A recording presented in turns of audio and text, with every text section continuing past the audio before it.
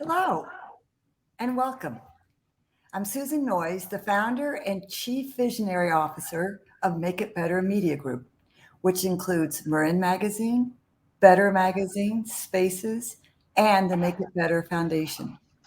On behalf of all of our staff, we're delighted that you have joined our fireside chat with Suzi Geldin, the president of the Assistance League of Diablo Valley, which won a Make It Better Foundation Philanthropy Award in November. Your time and attention are valuable, so we're honored that you joined us today. Your thoughts and questions are important. Please send them at any time during this live event through the chat, and we will try to address all of them. If you are watching this on YouTube, please send them to us via email or through social networks. And also, please know that an article summarizing the top line points from this event, How to Help Your Community, linked to this video will be posted online in better.net and sent to our Better Letter email newsletter subscribers, over 100,000 of them. Please be sure to subscribe to our Better Letter for yourself through the link in our chat too. We promise that you will enjoy and find meaningful connection in all of our Better Letter content. The Assistance League of Diablo Valley is one of 120 chapters in the National Assistance League organization. Their mission is to be a member volunteer organization dedicated to improving lives and communities through hands-on programs. And their statistics are impressive.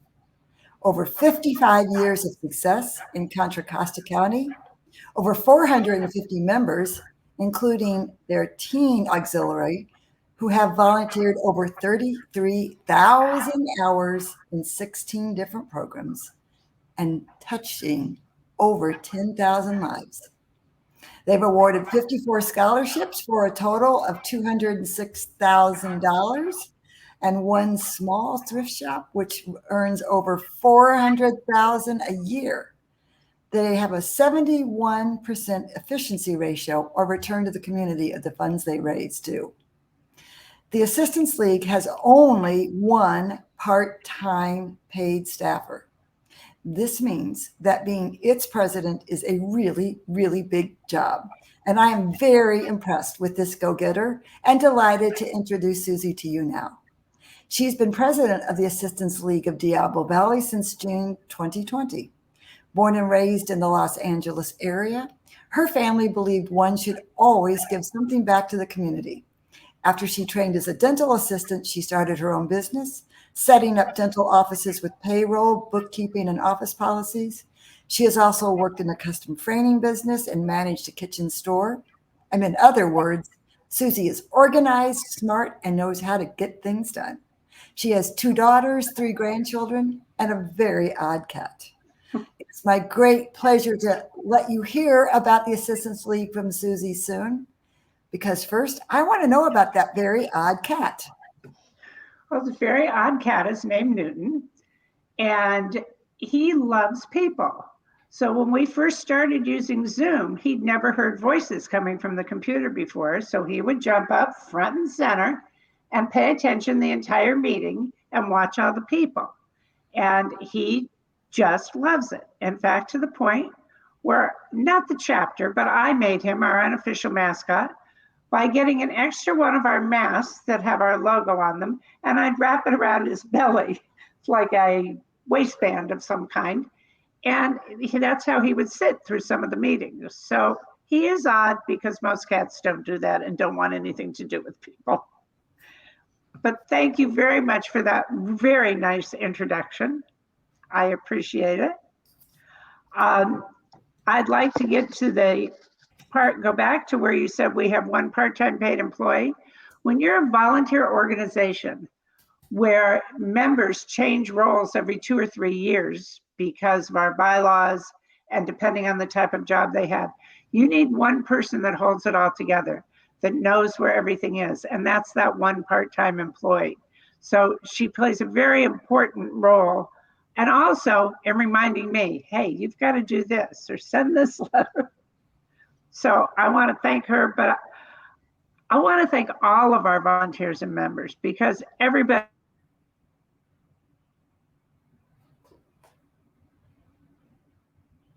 because of COVID. We had to learn new technology. We had to put it in place.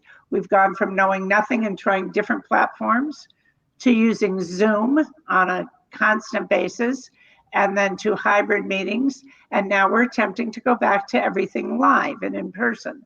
Suzi, can I point out the fact that this was the first ever Philanthropy Awards in the Bay Area, and somebody in your organization knows how to use technology well and think about stats and make a pretty terrific application. So you have really accomplished a lot in a short period of time. We have a wonderful grants committee chaired by Ann Livingston, who wrote that.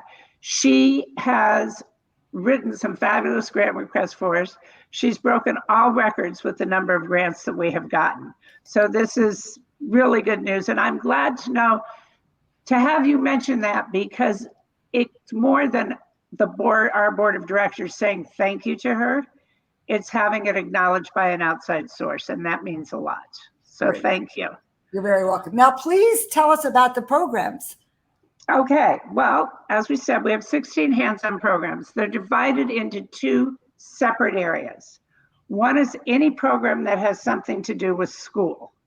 And the other is community needs, where things that are needed in the community that are not school. The school programs, there's 8 of each. We have scholarships, which Susan mentioned to you. Next week, we will be giving out 54 scholarships for over $206,000 total. We have what we call READ, and that is a program where we go into the schools and read to second grade classrooms to get them interested in reading. And we're in a couple of districts doing that, which is wonderful. We have Listen, where we go into schools also, but we work one-on-one tutoring kids in second grade who are behind. And let me tell you, this year in second grade, they started out second grade reading at less than a kindergarten level because they worked at home for a year and a half and they didn't have the guidance. And these are in districts that are poor districts. They might have had an older sibling home with them, but nobody that would watch, I think, could help them. And they're in dual language families. So it really goes a long way to helping them. I know that this year, the kids have made leaps and bounds. They're not up to grade level for starting third grade, but boy, they're in second grade now. So we're feeling very accomplished. We have elementary arts. Let's pause and think about the difference that the Assistance League made in those lives. Going forward, yay. Keep going. It does everything. Well, one thing that happens there is, especially with Listen, children, until they get through second grade and maybe the first part of third grade, they're in school to learn to read. Beyond the first half of third grade, they read to learn. It reverses. So by helping them get to grade level, you're helping them throughout their school career, because the kids that are behind give up. Yeah, exactly. They don't want to do it because they're embarrassed or they think they can't. So it makes all of these programs make a huge difference. The next program is, I don't know if it's this way in all parts of the country, but here, arts have been pretty much dropped from the schools. They don't have the funding for it. So we have a program that goes in, works with second and fifth graders, elementary arts, and they have a project. They might make masks and learn about the history of masks, or cave art, where they draw on brown butcher paper and they see slides about cave art. And it's wonderful. These kids have no exposure to that otherwise. So it's broadening their horizons. And then this one sounds a little strange. It's Kids on the Block. And they're actually puppets, but they're the size of a 3-year-old child. And they're presented, I cannot think of the correct name for the puppetry. It's a Japanese method. You see the puppeteers, but they're all in black, and the kids don't see them. And we do go into schools, and it's not just in the poor districts, it's all throughout. And we have programs, then it's kindergarten through third grade, and it's geared to their grade level. It might be about bullying, or somebody with a disability and how to treat them, or what to do if you're caught in a fire. All things that pertain to them that are important. And the fascinating thing with that, my daughter teaches first grade and they go to her classroom, and I've gone a few times. And afterwards, the children ask questions, but they don't ask the adults. They ask the puppets by name what they're. And when I say they're the size of a 3-year-old, they wear toddler 3 clothes. So it's wonderful how they get immersed in it and they're learning something, they don't know it. And it has helped. We have gotten feedback from teachers that it has helped with things like bullying. We have our clothing program, and there's 3 aspects to that. And I'm going to show you part of that. The clothing program, we have a lot of public schools here, and I know in other parts of the country, the public schools don't do this, that are uniform schools only. This is wonderful because it puts everybody on a level playing field. So the kid who has no money is dressed exactly the same as the kid who might be the son or daughter of a millionaire. It makes no difference. It's one even playing level. And it makes a huge difference. And I'll show you that in just a minute.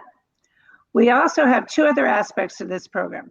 For schools that are not uniform, we work with Burlington, and we set up certain days, and the school tells us who they would like to send to shop, just as they do with the uniforms.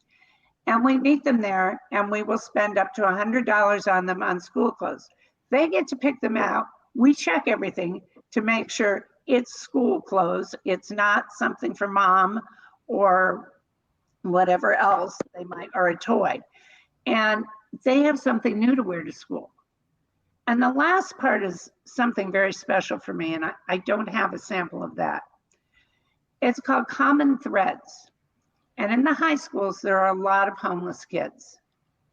And they're very identifiable. They don't want to go to school. The counselors identify which kids really need things the most. And they have the student fill out a form of what they would like.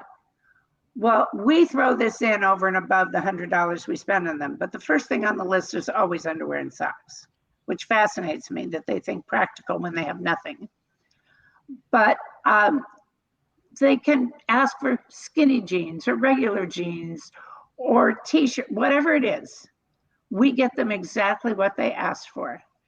And some of the feedback we've gotten is wonderful.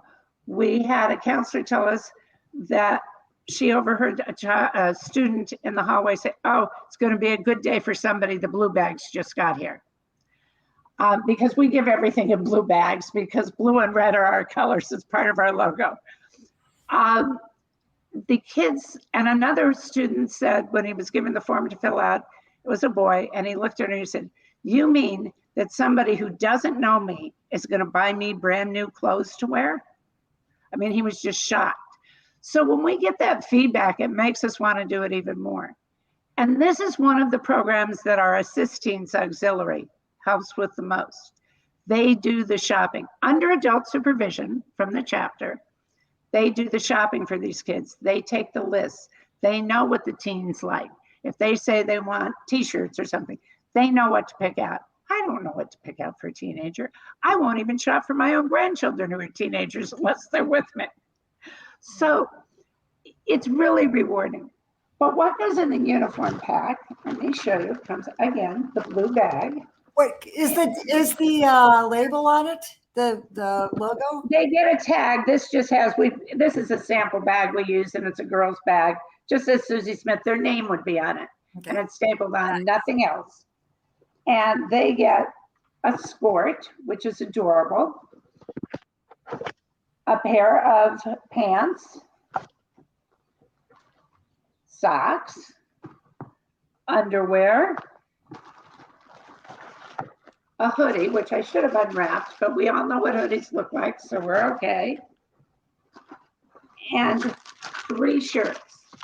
And this is the basic uniform. Everything here, everything here is what they wear at the uniform schools, all of them. This is all of the clothing programs are done within 3 districts. It's not just one. Can I interrupt? Is that yes? Teens bought that, so some teens said, "No, this is for the uniform." Exactly what they're going to want to wear. Yeah, no, this is for the uniform schools. Okay. Basically, elementary school. The teens buy for the Common Threads program. Okay. For the homeless high school kids. And unfortunately, I tried. I couldn't get a sample bag for that. They don't. If I had asked 2 weeks ago, I might have gotten one short term because they had just shopped. They shop at least twice a month, I believe. That's how many kids need help. The need is tremendous. COVID has put so many more people out of work, and prices, as we all know, have skyrocketed on everything. And so the need is tremendous. And the other one that we do, and I do have a sample, is sunshine boxes. And that name, we originally just called it weekend food boxes. The school district said, there's a stigma to that. Can't we name it something else? So we changed it to sunshine boxes. A lot of these kids get breakfast and lunch at school. And they get enough so that can sustain them for the day. But they don't have food on the weekends. They just don't have it. And some of them are homeless, so we have to take that into account and have items, which I'll show you in a minute, can be made with hot water or eaten as is, just opened and eaten. And what we get, and of all of these, except for the 2 cans I will show you, there are 2 or 3 of every one of these items in one box. And this is the size of the box. So it's not real big, but it will feed a child and probably part of his family for the weekend. So there's instant soup, canned fruit. This is pears. It's whatever we can get. Spaghetti and meatballs. And it can just be eaten the way it is out of the can. And all of these cans have pull tabs because we don't know if they have can openers. I mean, some of them are living in garages or couch surfing or whatever. Ramen, instant oatmeal, mac and cheese. Oh, upside down. How about if I show it to you right side up? Granola bars, goldfish, and these little meat sticks or whatever you call them. Beef jerky. Yes, they are like a beef jerky. And like I say, there's 2 or 3 of each of those items in a box, except for the cans because it gets too heavy. So that works out really well. And those are our school programs. And those are, like I said, we work with 3 districts. Most of them are within Mount Diablo. We're also in Martinez and Walnut Creek Unified School Districts. And we'd like to do more. Unfortunately, we provide 500 of those food boxes every month. They're put together by our volunteers. They're paid for by the chapter through funding. And right now we're only in the 1 district, but we could do twice as many just for that district and it probably wouldn't be enough. There's a huge need. So can you break down the cost of those boxes? And you understand that you're not feeding just one teen, you're feeding their family with that box. Yeah. Well, and these go to elementary school. It goes all the way up, these food boxes. More of them actually go to the younger children, but the district we deliver to the district. They identify the people who need it and they distribute it. We don't do that. Each box costs approximately $15. That includes the cost of the food, the cost of the box itself. We won't even count the hundreds of man hours that go into putting those boxes together and stuffing everything and ordering the food and organizing and all of that. And speaking of that, those man hours you mentioned earlier, that was just for last year. That's not in total. So that's right. And it was a slower year because many of our programs that take place in the school couldn't be done the last 2 years. They just started back this year. So before the pandemic, do you know what the volunteer hour total was per year? I don't right now. It was higher. I know that. I'm thinking it was probably closer to 45,000. And you raised over 400,000 during a pandemic. What were you raising through your thrift shop? What were you raising before the pandemic? 500,000 a year, right around, give or take a couple thousand, but basically 500,000 a year.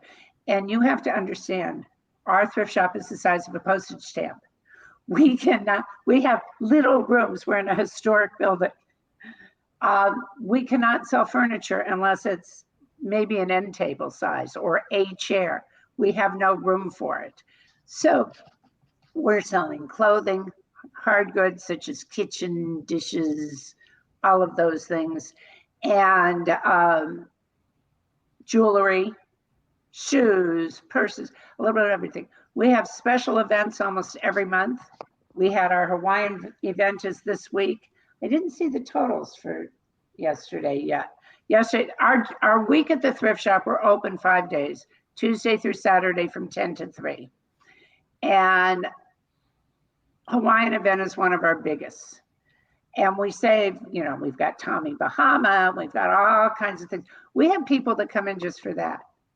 And once a month, we have a jewelry event where we bring in a whole lot of special donated jewelry, some of the bigger items. We have dealers that line up outside to get in the door. It's great. For that before we open. So it's well known. We're also known for the fact that we do not sell anything that is chipped, cracked, broken, zipper doesn't work, buttons missing, tears, stains. We thoroughly vet every piece of merchandise that comes in the store. So I want to really understand this model. So the thrift shop is open 52 weeks out of the year? Yes. And it's well known. You've sort of developed a rhythm to special events, special weeks, and you've developed a network around that. Yes. It's well known just for the fact that they know they're going to get quality merchandise. Part of it is our location, because our donors come from the surrounding area, and it's a more affluent area. Where is your thrift shop? It's in Lafayette, California. And if anyone wants to learn about that, they can just click on They can go to our website and then click on Thrift Shop. And can they learn all the special Yes. activity? That's going to be of interest. Yes, and all of our programs are there. Everything is there. It's a really well put together website. Again, we have wonderful members. This is all done by volunteers. The same person who got us started on the text, well, two people. We had somebody with the foresight to want to start a tech solution committee a year before we needed it, not knowing for sure we need it. And then we have somebody else on the committee who went through everything and taught us how to do it. And she does our public website. And they've done a phenomenal job. It's amazing the quality that we get from our volunteers, some with experience and things and some without. So let's focus on those volunteers, please. Over 450 volunteers a year, is that's right. There's some really special something going on in the DNA to have people want to spend time and really be connected to this. We have 450 members, which includes the assisting. So say 400, because we have approximately 50 assistings. Of that 400. Assisting, that is the teen auxiliary. Yes, and that is 12 through the end of high school. Then they graduate on. Okay. And they also, and I'd like to mention something about them while we're there.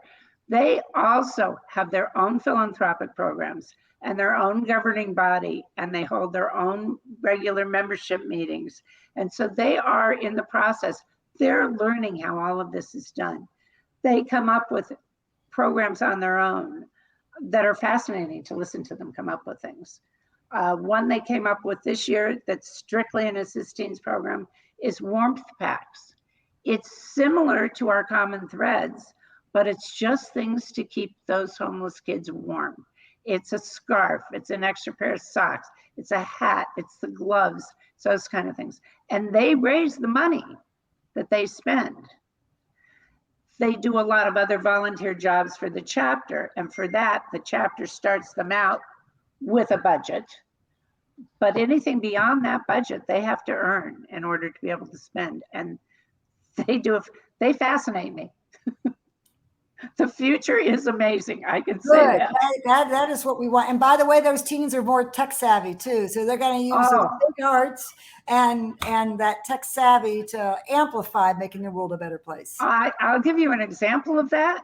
Last year, they normally hold the fashion show and tea as their big fundraiser. And they actually model clothes from the thrift shop. They put together things. And they couldn't do it because of COVID. So they decided they would do a virtual auction instead. And the adults looked around and said, well, 10 minutes later, while we're discussing it in their meeting, and I was there, one of the kids says, here, go to this website. I've got it set up for you. So It's that's, like yes, Shopify or definitely something. tech They could savvy. do it. Yeah. Yes, they can do just about anything. So, but as far as the volunteers go, of that other 400, I would say there are approximately 200 that are active. We have original members. We have a lot of members in their 80s and 90s still. 55 years. They've been serving for 55 Yes, years. yes. Wow. We have one member who just celebrated her 99th birthday in February. And she still will come to meetings if she, when she can. It's fascinating. They don't want to let go. They want to know what's going on and how their legacy is being carried forward. So this works wonderfully. And So who finds their way to become a volunteer or member? How do they learn about you? What's the attraction? Well, a lot of it is word of mouth. And you can go to our website, learn about us, and find out how to be a member. It does require a brief instruction period. It's within a month. We have 4 sessions. You have to learn about the chapter. It's, there are bylaws, there are policies, there are things that will have to be followed. So there's a short learning curve. And after that, they can volunteer for anything within once they become a member. It used to be a longer process. This has worked out better. Even during the pandemic, we have brought in about 50 members, which is really, I'm very proud of the chapter that we've managed to do this, to say the least. I'm proud of the chapter for a lot of reasons, but they've stood by me, they've helped me, and they've done all of this. So, but I'd like to talk about our other programs a little bit. Yes, please. We do community needs programs, which is where we work with the county and or the agencies that they hire to run certain programs. We have assault survivor kits, which I have a sample of what we give. These are given when somebody is assaulted, sexual assault, and they go to the hospital. 9 out of 10 times their clothes are kept for evidence. They go home in scrubs or a hospital gown. There's nothing more embarrassing or humiliating, especially after you've been through the humiliation of having it happen to you and an exam and everything else. So the things we give them are, this is the favorite, of course, a blanket to wrap it. It's just comfort. Sweatpants. I mean, it's not the fanciest, but it's better than scrubs. And a sweatshirt. I like the color. And socks, and a plastic bag with basic hygiene items. There's a brush, toothpaste, toothbrush, and body wash. I have to tell you, can you see the size of the bottle of body wash? I sure They can. will use the whole bottle in one shower just to try and feel clean again. Oh, It's so sad. We've heard that. The other thing we give them is, this is at the request of the social workers, a guide to healing from sexual trauma for survivors and loved ones. It's a book. And it's really important. It helps them. They know they're not alone. And there's just little things in here that just will help them get by. They may not even read the whole thing. They may just flip to a page and find something that will help them. And that's important. So that's one of them. And we work with the county on that. We have Can I ask a question around that? In the Chicago area, there are nonprofits that are specifically to serve teens who have been sexually assaulted. Is there anything similar in Contra Costa where you can collaborate with them too? No, I don't believe so. We provide kits for women mainly, We do between 100 and 150 a year, but we've been requested to send some for children and for men. And with the pandemic, assault has gotten worse because the person who is doing the assaulting might not, if they could get out and away, they might, but cooped up inside and everything pents up, they just explode in a rage. So it's sad that how bad the statistics are in a lot of places. I do not believe we have something that does it just for teens. I'm sure there are other organizations that provide things to the county also, because our 100 to 150 are not going to cover all the need. So we have baby bags, which are for babies at risk. And it's usually because of the mothers who are underprepared, shall we say, or very young and don't know what to do. And we put essentials in there: onesies, diapers, pacifiers, bottles, or a sippy cup, depending on age. We do it for various ages. We do over 300 a year. And what the county has told us is a lot of times they can't get in to check on these babies. But if they show up with one of these bags, the people will let them in because they're getting something. And then they can make an assessment. So if that's the only reason, if the items are never used, it's worth it to me. It's an excellent thing. We have food boxes, which goes to, actually, it's a state and county run organization called Cal Food. And they have extra food for families who have run out of food. It's the working poor. So at the end of the month, if they're out of food, they can get a week's worth of food for a family of 4, which we have boxed up for them within these boxes. And we have another one of those assemblies coming soon. We have On My Way kits. We do a lot of foster things. This is one of them. On My Way kits, which are for children or now adults aging out of the foster system. They get a blanket and a pillow and an alarm clock and a frying pan, the things they need to live on their own. And it all comes neatly packed in a duffel bag. And we were, again, with the county on that. Same thing with receiving. A lot of acquiring and packing and sending back off. You have no idea how much we do with that. We get it all delivered and we all inventory it and sort it and pack it. We have receiving center backpacks. So when a child is pulled from their home, they go to a receiving center before they go to a foster home. And they usually arrive with nothing but the clothes on their back, which half the time are filthy or don't fit. They get a blanket and clothes and either a toy or school supplies, depending on age. And we cover everybody from infants through 18-year-olds there. We have senior year sponsorships, which is also for foster. And it's kind of an interesting thing. Some people say it's not important. I think it is. It allows a senior in high school to apply. They have to qualify for money to buy those things that every other senior has: their yearbook, the class ring, or go to the prom, or get their hair done for graduation, or something like that. It's not an absolute need, but it goes a long way to fulfilling the psychological needs. Exactly. And then our last 2 are geared more towards the older generation. I say that carefully since I'm part of it. One of them is called Show on the Road. And we put together, not we, because I'm not part of it. They put together skits and little musicals. And they're based on old things, like, say, Annie, Get Your Gun, that people who don't have recent memory will remember the tunes, but they change the words and they change things and they do a little skit around it, and they go to some of the senior living facilities. And one of the best feedback I've gotten out of that is after they finished in one facility, the manager, whatever she was, came up to them and said, "That person has not talked in 2 years." And that person was singing with them. Oh. So it makes a difference. Again, it sounds like a kind of not a big important thing, but it is. It makes a difference. And the last one is telecare. And telecare is, we've had this is our oldest running program. We just got a proclamation for 50 years of doing this in the county. And people sign up for reassurance phone calls. We will call them as many times as 5 days a week or as few as 1 or 2.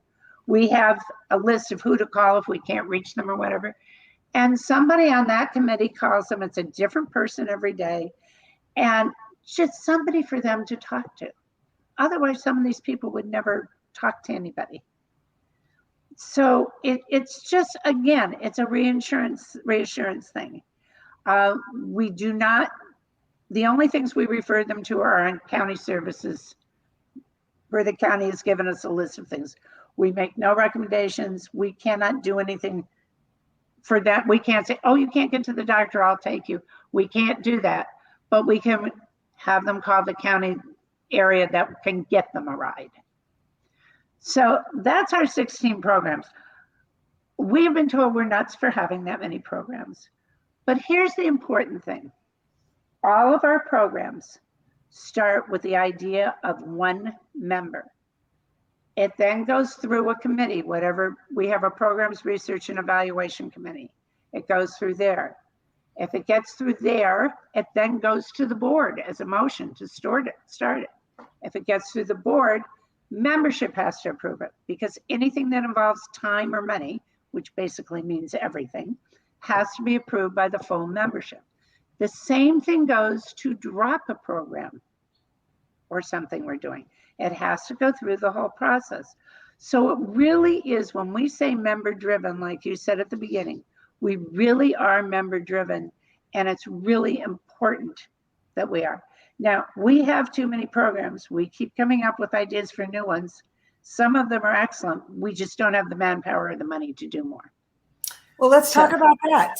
If in your dream scenario, what would you like to grow to? What budget and how many more members in order to do whatever else is out there? Well, members, as many as want to join, we would take them, because that would give us the manpower. Absolutely. As far as the programs, I would like to see some of the current programs that we have, where the need is so great, expanded, or not just in the area where they are, but to other areas. There are plenty of other school districts that could use those food boxes. There are, other school districts that could use clothing. There's a need for a lot of these things to be expanded. I don't know, as far as a new concept, we are starting one thing new, actually, as part of our READ program. So we're not counting it as a new program. And as part of the READ program, we are going to be going into, thank you, I just lost it, Head Start. And going in and starting, so we're starting with 3 to 5 year olds instead of waiting until they're in second grade to help develop that interest. We've all seen the commercials, talk to your child, sing to your child, read to your child. It makes a difference. Well, we're hoping that will help make a difference also. So we are expanding in some ways, but it would be really nice to be able to do more. And so donations, our funding is our Thrift Shop, wonderful grants like the one we got from Make It Better Foundation, and other donations, both. And we need all three areas to grow as much as possible as far as the funding goes. All of that money on the scholarships, only 80,000 of that came from the chapter. That goes to 3 scholarships that the chapter funds, one for foster youth, one for high school kids going to a 4-year college, and one for community college students who are already in community college and transferring to a 4-year college.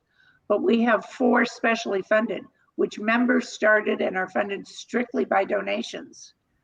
A back to school, a special one for some high school students.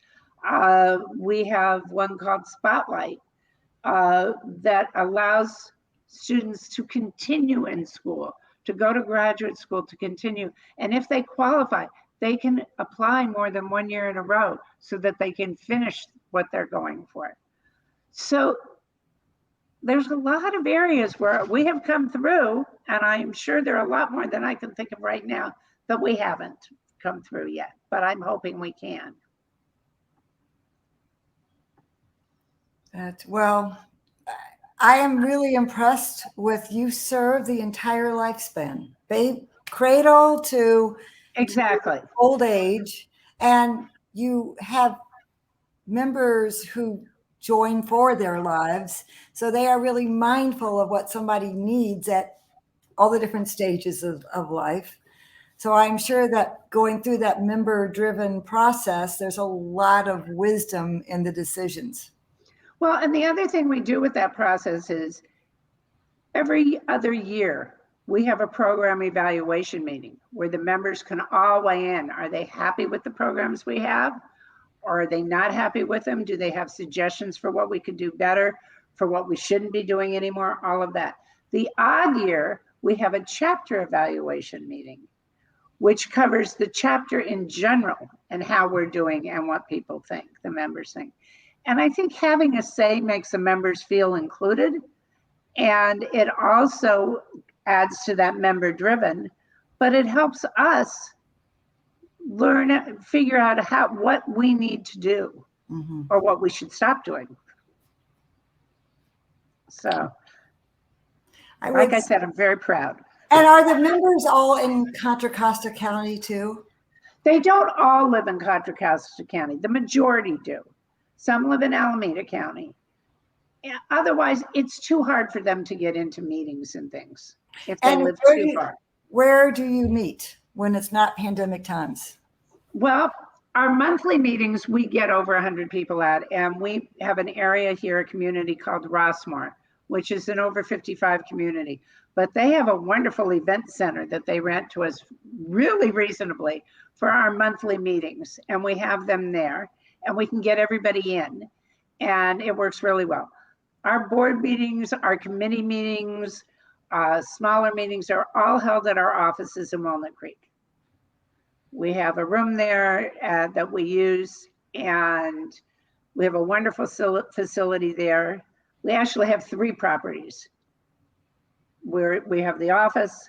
We have a building behind the office, which we call the annex, which is an old house that we bought that stores all of those supplies that have to be inventoried and packaged and assembled.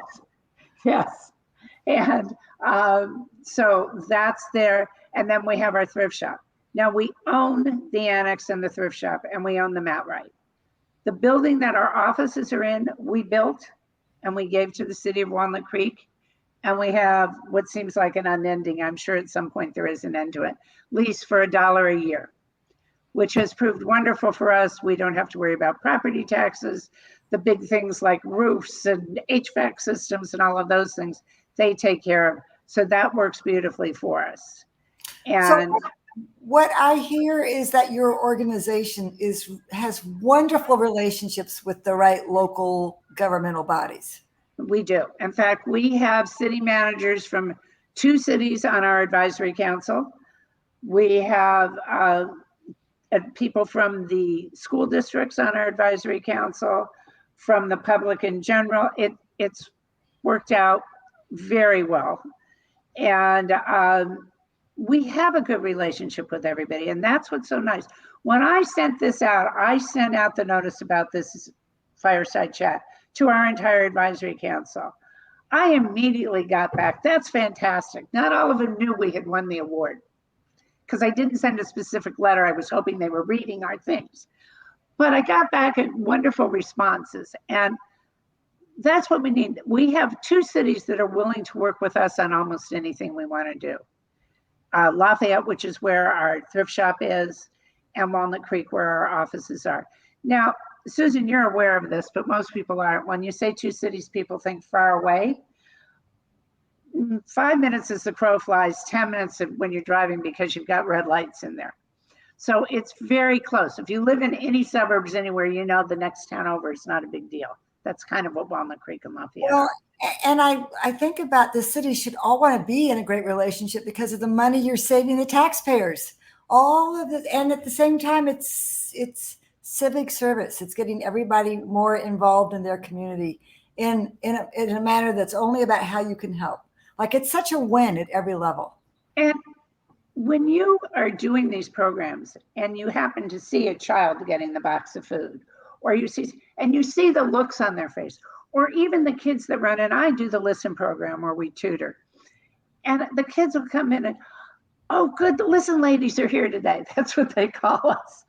and they're excited about it and they want to do it. And then you see the improvement and they see the improvement. Once it clicks that they're improving in their own mind, it's so rewarding. And the other thing about our membership is with the variety of things that we have, and that doesn't include the committees that run everything, there is something for everybody. You would be hard pressed not finding something that you would be interested in joining in with. If you're a food person, you can do food. If you're a baby person, you can do babies. Exactly. There's a little bit of something, or work in the schools or whatever. We do have a lot of retired educators, and a lot of them have come to us because they worked in schools where we provided uniforms or did these other programs, and they were so appreciative that they then, when they retired, joined us. That's wonderful. So that's another a circle. Exactly. It's full circle. It's the feedback that I think almost anybody would love, but I definitely love. So I'm like I said, very proud of the organization. They pulled through with the pandemic. We still did things. We did food boxes during the pandemic. We're blessed with a large parking lot. We dragged tables out to the parking lot and set up assembly lines out there. We did other food boxes. We did babies. We did a lot of programs in the parking lot. Nice. The only things we had to shut down were the in-school programs. And the other thing I'm very proud of is, while we were prepared, we have to, as a nonprofit, have a reserve and of funds. And it's supposed to be approximately a year's worth of funding. And we were prepared to go halfway into that or more during the pandemic if we needed to. But our members stepped up. Besides the donations and the grants, our members donated a lot more than they normally do to keep these things going. And we've barely touched our reserves, and within this year, paid back everything. So that is really good in my mind. It shows the caring of the members and the fact that we know how to get things done. Sometimes it's a hassle, but if it wasn't, it probably wouldn't be worth it. Well, it's obviously a very special community. The county is very fortunate to have this assistance league. And I suspect that the national organization will be wise to pay a lot of attention to what's happening in your particular assistance league. We are, I believe, the third or fourth largest chapter. For a reason. Of the 120. Founding chapters in Los Angeles, they exceed, and I believe St. Louis exceeds us. And there may be one other one in Southern California that's larger than us. There is, but it doesn't operate the same way. It has a lot of auxiliaries. And if you add up all of the auxiliary members, then you get the higher membership. But so we are looked at, and they do give us some guidance and, bylaws types of things that we have to follow of theirs. We're not held to just their bylaws or their policies. We can adapt them to our chapter, which helps. So yes, hopefully they are as proud of us as I am. Good. And so it sounds to me like next week is one of those high points in the year. Can you talk about that, please? It's a wonderful meeting. It's my favorite meeting of the year. We have it at a golf course, and it's inside at their, it's not a country club, but it's similar type thing. And we have the scholarship recipients. I think only 2 or 3 are not coming. And they are each allowed to bring a parent. And they get up and they tell their stories briefly, because with that many, you can't have them. They only get a couple minutes tops. But the tears flow. It's so inspiring to hear. We have some students that have come back and forth. We have a speaker next week at that meeting who is now out in the world earning his way, who was a scholarship recipient. I believe his older sibling was, and he has a younger sibling receiving a scholarship next week. Aww. So it does say the families come back to us, and if the students qualify and we have the funds.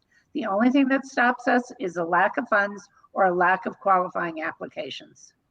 This is a wonderful time to call out for how to support. Yes, please go to our website. It's assistanceleague.org. www.facebook.com/Diablo-Valley. And look, you can see everything I talked about on that website. There are ways to donate.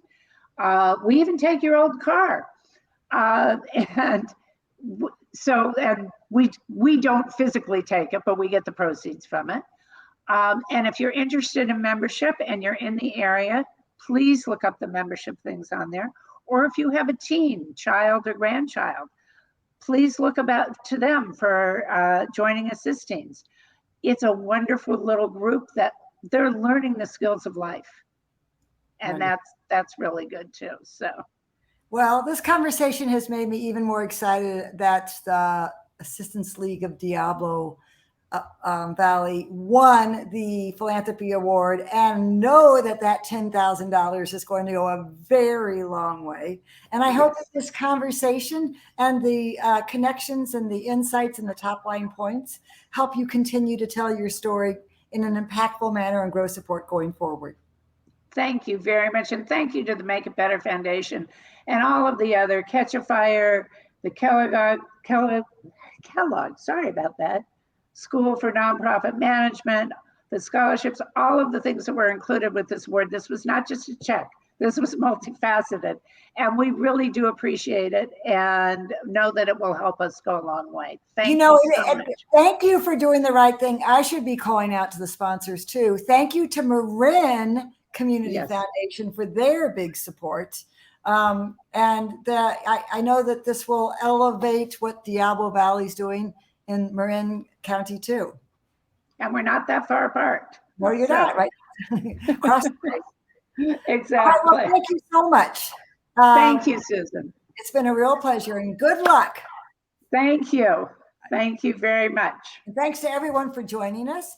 As I said before, please subscribe to the Better Letter. Please watch for the video in YouTube and for the article online. Thank you.